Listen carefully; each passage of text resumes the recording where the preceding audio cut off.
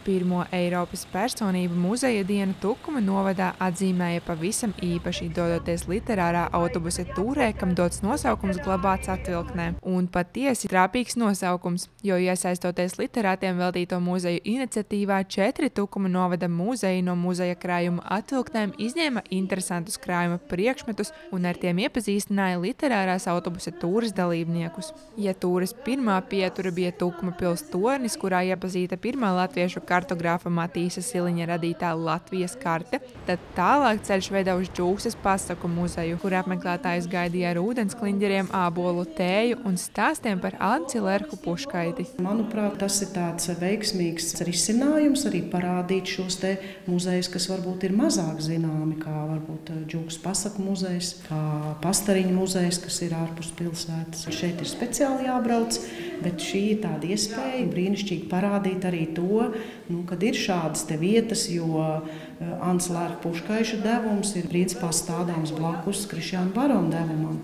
Lai gan Anca Lerha Puškaiša devums stāsta arī par paša dzīvi, mazāk zināmā ir par viņa dzīves biedrenes Luīzes. Muzeja krājumā nonākušas fotogrāfijas, kas palīdz apjaust viņas lomu folklorista dzīvē un arī skolas darbībā daudzu gadu garumā. Tāpēc ekskursijas dalībnieki bija pirmie, kas skatīja vēl neredzētus attēlus. Savukārt Durbispilī viņi ielūkojās Aspazijas un Raiņa atstātajos nospiedumos.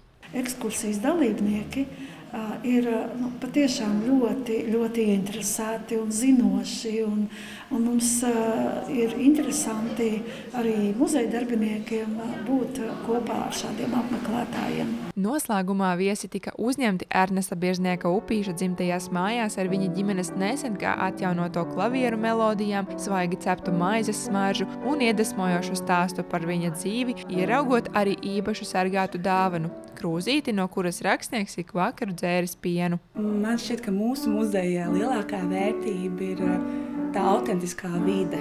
Tā lauka sēta, ko mēs cenšamies saglabāt, lai arī nākamās paudzes to var iepazīst, sajust to spēku un to jaudu, kas šeit ir bijusi. Un es gribētu domāt, ka joprojām ir. Tukuma novads ir ļoti bagāts ar īpašām personībām un literātiem. Tādēļ likumsakarīgi ir arī tas, ka Tukuma pilsēta ar savu apkārtni ir iekļauta UNESCO radošo pilsētu tīklā kā literatūras pilsēta.